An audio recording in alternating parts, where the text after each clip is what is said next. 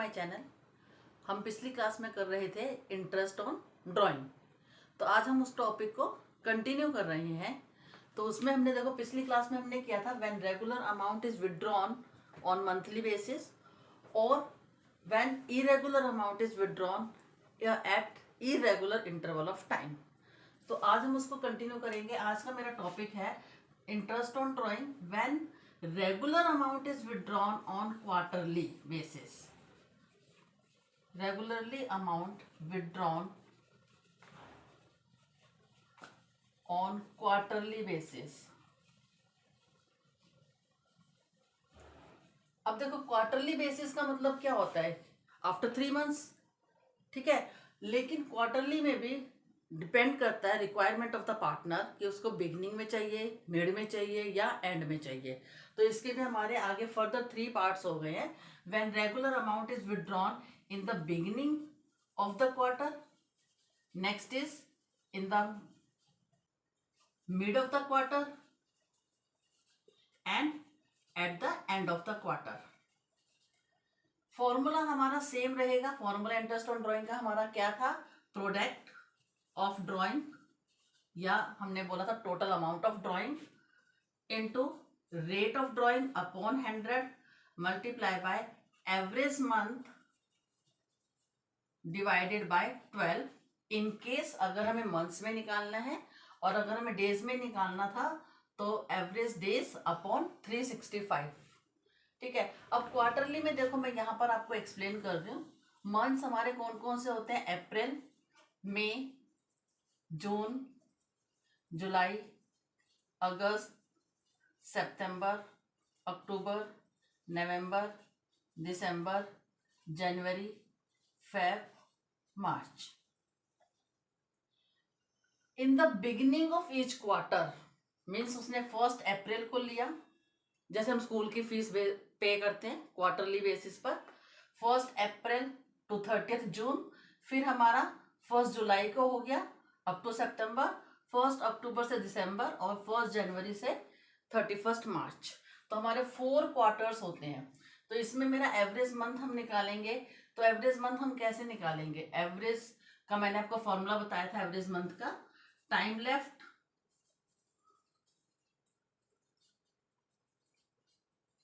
After first drawing plus time left after last drawing divided by 2, right. अगर अब ये beginning में निकाल रहा है, 1 अप्रैल को इसने निकाला, तो कितना टाइम पीरियड बचा हमारा, up to 31 March of the next year, 12 months हमारे बच गए। फिर अब निकाल रहा है 1 जनवरी को, तो इसके बाद हमारे कितने मंथ्स बने, 1 2 3। इसका मतलब हमारा हो गया 12 + 3 divided by 2, 15 by 2, 7.5। In the beginning में मेरा टाइम पीरियड आ गया एवरेज मंथ 7.5। अब हम कर रहे इन द मिड। मिड का देखो क्वार्टर हमारा, ये क्वार्टर के 4 पार्ट्स हमारे बन गए हैं, ठीक है। अब मिड की अगर हम बात करें तो मिड मेरा हो गया 15 मई, 15 अगस्त, 15 नवंबर एंड 15 फेब, ठीक है। अब हमारा जो मेथड था average month, time left after first drawing, time left after last drawing. अगर मैं मिड में कर रही हूँ तो मेरा time left after first drawing कितना हो गया, 1.5 मंथ्स ये है, फिर 3 मंथ्स ये वाले हो गए, 3 मंथ्स ये हो गए, 3 मंथ्स ये हो गए। तो time left after first drawing, ये मिड के लिए मैं कैलकुलेट कर रही हूँ। In the mid time left after first drawing मेरा हो गया 10.5, 3 6 9 10.5 plus time left after last drawing, मैंने 15 फेब को ड्रॉ किया, उसके बाद मेरा 1.5 मंथ बचा अपॉन 2, 12/2 यानी कि 6 मंथ, ठीक है। इसी तरह से एट द एंड ऑफ अगर हम करेंगे, एंड ऑफ क्वार्टर, तो देखो मैंने क्वार्टर्स ये बनाए हुए हैं। अब मैं एंड की बात कर रही हूँ यहाँ पर।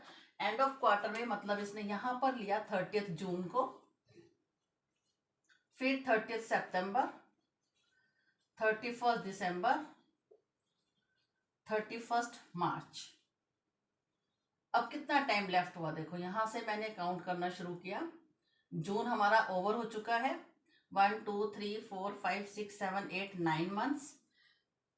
एंड की बात कर रहे हैं अब हम, यह आ गया 9 प्लस 31 मार्च को किया तो टाइम लेफ्ट 0 हो गया, डिवाइडेड बाय 2, ये आ गया 9/2, 4.5 मंथ्स। बाकी हमारा मेथड हम फॉर्मूला यही लगाएंगे, product into rate upon 100 into average month upon 12। Average month मैंने आपको कैलकुलेट करके बता दिया है। बिगिनिंग में मेरा आया था 7.5, मिड में 6 मंथ, एंड में 4.5। ठीक है। इसी तरह से regular amount withdrawn half yearly, right. अभी क्वार्टरली था, हाफ ईयरली की हम बात कर रहे हैं। मैं यहीं पर इसको क्लियर कर देती हूँ। उसके भी हमारे ये 3 केसेस ही हैं, मेथड यही है, बस मैं आपको मंथ्स यहाँ पर कैलकुलेट करना दोबारा से बता रही हूँ। और इसके बाद फिर मैं आपको एक टेबल बता दूंगी जिससे हमें इजीली लर्न करने में आसानी रहेगी। अब देखो, अब हम कर रहे हैं half yearly. Half yearly in the beginning, again now I am converted into half year. मेरा 1 अप्रैल से 30 सितंबर 1 हाफ हो गया, और अक्टूबर से 31 मार्च 2 हाफ हो गया। इन the beginning of half year, यानी कि 1 अप्रैल को उसने विड्रॉ किया और 1 अक्टूबर को उसने विड्रॉ किया, तो टाइम लेफ्ट मेरा कितना आ गया after 1 April, 12 months in the beginning.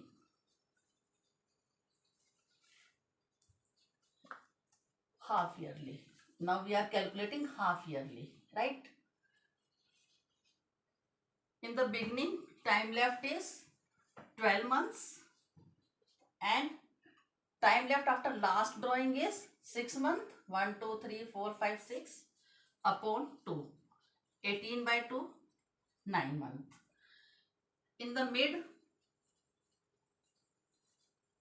देखो 6 मंथ का हमारा एक पैकेज है, उसका मिड हम लेंगे तो 1 जुलाई ले लेंगे। 3 मंथ्स मेरे यहाँ पर हो गए, 3 मंथ्स ये हो गए, तो 1 जुलाई। ठीक है। फिर ऐसे यहाँ पर इसने लिया 1 जनवरी को, मिड हो गया। तो 1 जुलाई के बाद कितने मंथ्स बचे हमारे? 9 मंथ्स। और 1 जनवरी के बाद कितने बचे? 3 मंथ्स, डिवाइडेड बाय 2, 12/2, 6। एंड की अगर हम बात करें तो एंड में देखो, अब की बार हम 6 मंथ के एंड में अगर ले रहा है तो ये 6 मंथ का ग्रुप है, इसने 30 सितंबर को लिया, 30 सितंबर। ठीक है। अब उसके बाद सेकंड जो इसने लिया 31 मार्च, तो यहाँ पर हमारे 30 सितंबर के बाद 6 month plus 0 divided by 2, 3 by answer is 3, 6/2, 3। Clear? इसमें हम ध्यान रखेंगे 6 मंथ के केस में हमें याद रखना होगा कि अगर हाफ ईयरली वर्ड है तो हम ये वाला मेथड फॉलो करेंगे। कई बार क्वेश्चन में क्या गिवन होता है कि उसमें दिया होगा 4 6 मंथ, या amount is drawn during 6 month. During 6 month या 4 6 मंथ का मतलब क्या होता है कि सिर्फ 6 महीने के लिए ड्राइंग किया है, उसके बाद पार्टनर ने अमाउंट ऑफ ड्राइंग वापस पे कर दिया है, रीपेमेंट हो गई है। अब वो रीपेमेंट कर देगा 6 महीने के बाद, तो बाकी उसके पेमेंट करने की जरूरत ही नहीं है, क्यों इंटरेस्ट ऑन ड्राइंग पे करेगा। अगर किसी पार्टनर ने 1 अप्रैल को ड्राइंग किया और 31 सितंबर को वो उसकी पेमेंट वापस दे रहा है, तो वो सितंबर तक की अमाउंट पे करेगा ना, ज़्यादा थोड़ा ना करेगा इसके बाद। तो उसके लिए हमें वर्ड्स याद रखेंगे। अगर ड्यूरिंग हाफ ईयर्स है तो हम ये वाला मेथड यूज़ करेंगे। अगर उसमें लिखा हुआ है कि 4 6 मंथ या ड्यूरिंग 6 मंथ, तो उसके लिए मैं केस आपको बता देती हूँ। अब ड्यूरिंग 6 मंथ का मतलब क्या होता है? देखो, इसमें हम 2 चीजें एज्यूम कर सकते हैं। एक तो हम क्या एज्यूम करेंगे कि पार्टनर ने लास्ट के 6 मंथ में लिया होगा, मतलब 1 अक्टूबर से लिया है 31 मार्च तक। या कई बार आपकी बुक में मेंशन किया होता है कि 4 6 मंथ ईयर एंडिंग 30 सितंबर, तो एंड हमारा 30 सितंबर को हो रहा है, और उसने ये 6 मंथ उसने इंटरेस्ट ऑन ड्राइंग पे करेगा। ठीक है, मतलब 6 मंथ का याद रखेंगे इसके अंदर। तो हम इसमें जब इंटरेस्ट पे करेंगे इन द बिगिनिंग, यहाँ पे अगर हमने 1 अप्रैल को लिया, सितंबर तक की डेट है हमारे पास, तो 1 अप्रैल से 30 सितंबर तक हमारे जो एवरेज पीरियड बन गया वो time left after first drawing, अप्रैल से सितंबर 6 मंथ, और सितंबर 1 सितंबर को उसने रेगुलर ड्राइंग किया तो 1 मंथ डिवाइडेड बाय 2, 7/2 यानी कि 3.5 मंथ। ये हमारा केस है when drawing is made during 6 month और it is mentioned at 4-6 month regular drawing. बात हम रेगुलर ड्राइंग की ही कर रहे हैं। और इन द बिगिनिंग है तो हर महीने उसने 6 महीने तक हर महीने के स्टार्टिंग में उसने पेमेंट निकाली है। Time left after first drawing हमारा 6 मंथ हो गया। Time left after last drawing सितंबर में 1 मंथ हो गया 33.5। मिड की अगर हम बात करेंगे तो वो यूज सिर्फ 6 मंथ ही कर रहा है। यहाँ पे उसने 15 अप्रैल को लिया, फिर 15 मई, 15 जून, 15 अप टू 15 सितंबर तक उसने विड्रॉ किया अमाउंट। इसमें हम जब प्रोडक्ट निकालेंगे तो मल्टीप्लाई भी सिर्फ 6 से ही करेंगे। पहले वालों में मल्टीप्लाई बाय 12 कर रहे थे, मैंने अपनी पिछली वीडियो में बताया था आपको। अब ये 4-6 मंथ है तो सिर्फ 6 से ही मल्टीप्लाई करेंगे। अब देखो time left after first drawing हमारा कितना हो गया, अगर ये 15 अप्रैल को ले रहा है तो 5.5 month. Time left after last drawing 15 सितंबर को इसने लिया है, 30 सितंबर को एंड हो रहा है तो 0.5 डिवाइडेड बाय 2 6/2 यानी कि 3 मंथ्स। एंड ऑफ मंथ ले रहा है मतलब ये 30 अप्रैल को ले रहा है। अब देखो 30 अप्रैल को इसने विड्रॉ किया, 31 मई, 30 जून, 31 जुलाई, 31 अगस्त और 30 सितंबर, ऐसे इसने विड्रॉ किया। Time left after first drawing अप्रैल तो पूरा चला गया है तो ये 5 मंथ्स बचे 5। Time left after last drawing 30 सितंबर को ले रहा है, उसके बाद से 30 सितंबर को ही अमाउंट पे कर दिया, सारा रिफंड कर दिया तो 0 डिवाइडेड बाय 2 5/2 2.5। क्लियर। अब देखो इसमें हमारे 2 मेथड्स और हैं और वो मेथड आपको बताने के लिए से पहले मैं इसका आपको शॉर्टकट बता देती हूँ कि हम एवरेज मंथ किस तरह से कैलकुलेट करेंगे। क्लियर। अभी तक हमने जो जो कैलकुलेट किया आपको प्रॉपर मेथड से समझ आ गया। अब मैं आपको इसकी टेबल बता रही हूँ उसको हम कैसे करेंगे।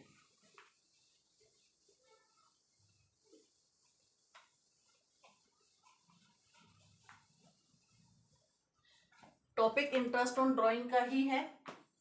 अब मैं देखो यहाँ पर 3 कॉलम्स बना रही हूँ क्योंकि हमारे जो केसेस हैं वो सिर्फ क्या है, इट इन द बिगिनिंग, पहले बिगिनिंग का लेंगे, मिड, एंड। ठीक है। अब इसमें हमारे केसेस क्या थे, फर्स्ट था monthly, when monthly fixed amount is withdrawn in the beginning.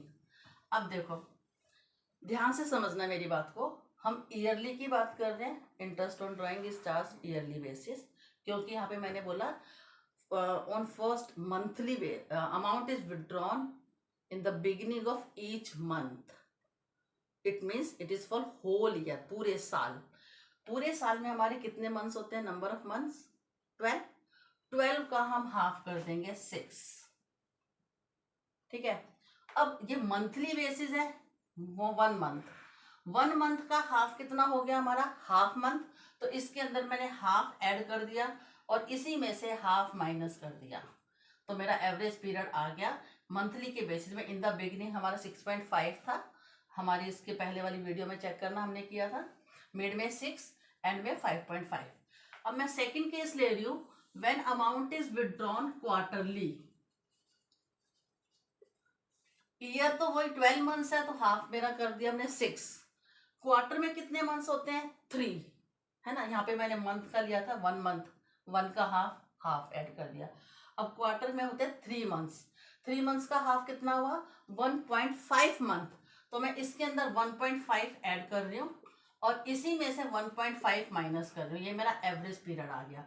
अब आप चेक करना, आज की क्लास में ही मैंने स्टार्टिंग में ये बताया था आपको, क्वार्टरली में average month in the beginning is 7.5, in the mid 6, at the end 4.5।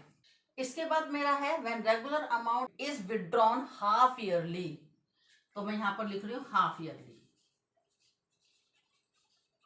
ठीक है। हाफ ईयरली में वही 12 मंथ्स होते हैं, 12 का हाफ मेरा 6 हो गया। हाफ ईयरली में नंबर ऑफ मंथ्स कितने रहे मेरे 6 में हाफ मैंने किया 3 इसके अंदर मैं ऐड कर दूंगी 9 और 3 इसमें से माइनस कर दूंगी तो 3, ये मेरा आ गया हाफ ईयरली। इसके बाद हमने आज एक और टॉपिक किया जिसमें ड्यूरिंग 6 मंथ लिखा हुआ था, या amount is withdrawn for 6 month, 4-6 month या ड्यूरिंग 6 मंथ। तो मैं यहाँ पर लिख रही हूँ during 6 month, and second word is for 6 month. अब देखो 6 मंथ की बात कर रहे हैं, 6 का हाफ मेरा कितना हो गया 3। मंथली विड्रॉ कर रहा है अमाउंट, मंथ का हाफ हो गया 0.5, तो इसमें मैं 0.5 ऐड कर दूंगी और इसमें से 0.5 मैंने माइनस कर दिया। ये मेरे एवरेज पीरियड कैलकुलेट हो गए।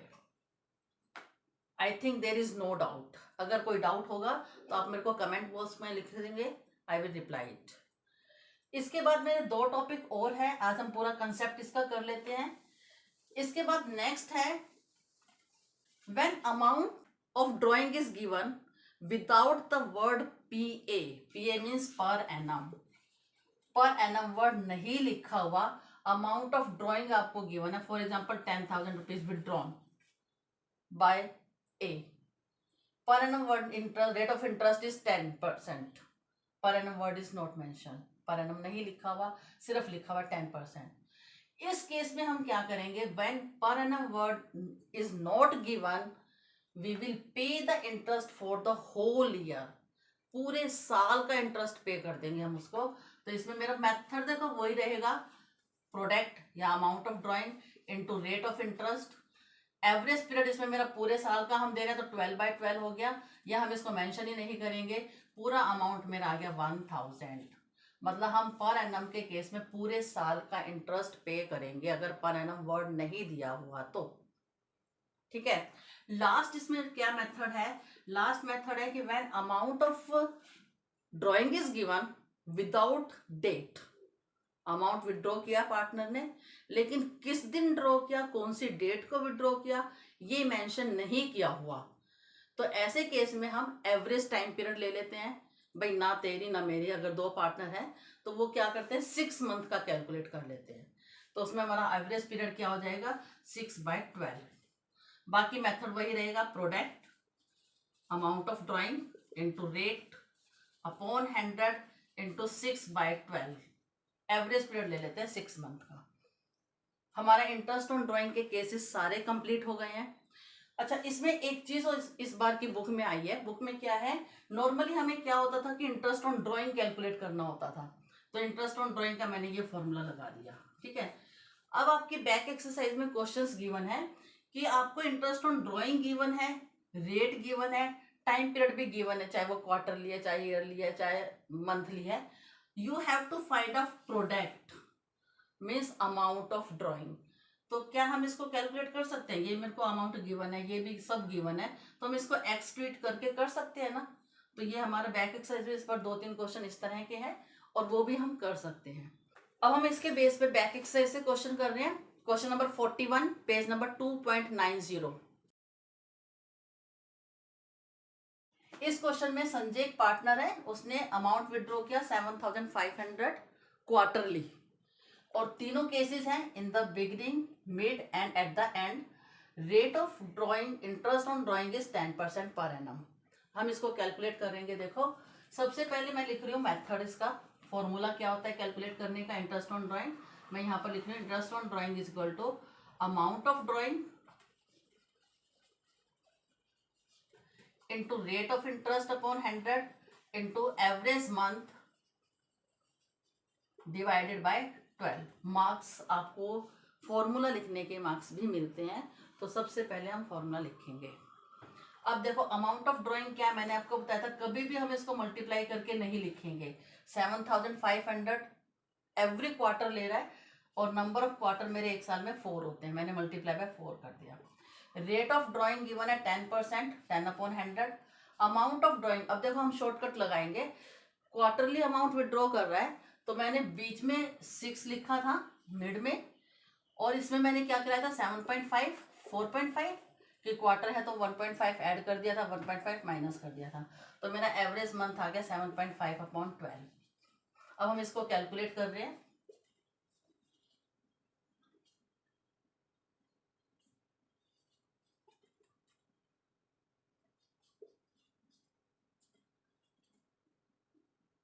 ट्वेंटी 5 इंटू 75, अमाउंट कितना आ जाएगा 1875। अब हम मिड की बात कर रहे हैं, तो मिड में भी हम कैसे कैलकुलेट करेंगे 7500 इंटू 4 10/100 एंड मिड में हमारा एवरेज पीरियड है 6/12।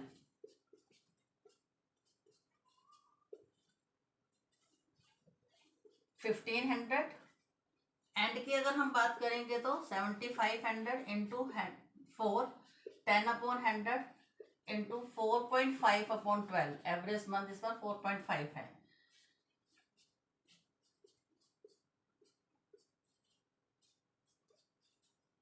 ये कितना आ जाएगा 75 इंटू 15, कैलकुलेट करेंगे कितना आ गया ये 112। ये है हमारा क्वार्टरली बेसिस का। इसी तरह से हम हाफ ईयरली और 4 6 मंथ और ड्यूरिंग 6 मंथ तीनों केसेस कर सकते हैं। आज की क्लास के लिए बस इतना ही। मिलते हैं नई क्लास में पास्ट एडजस्टमेंट के साथ।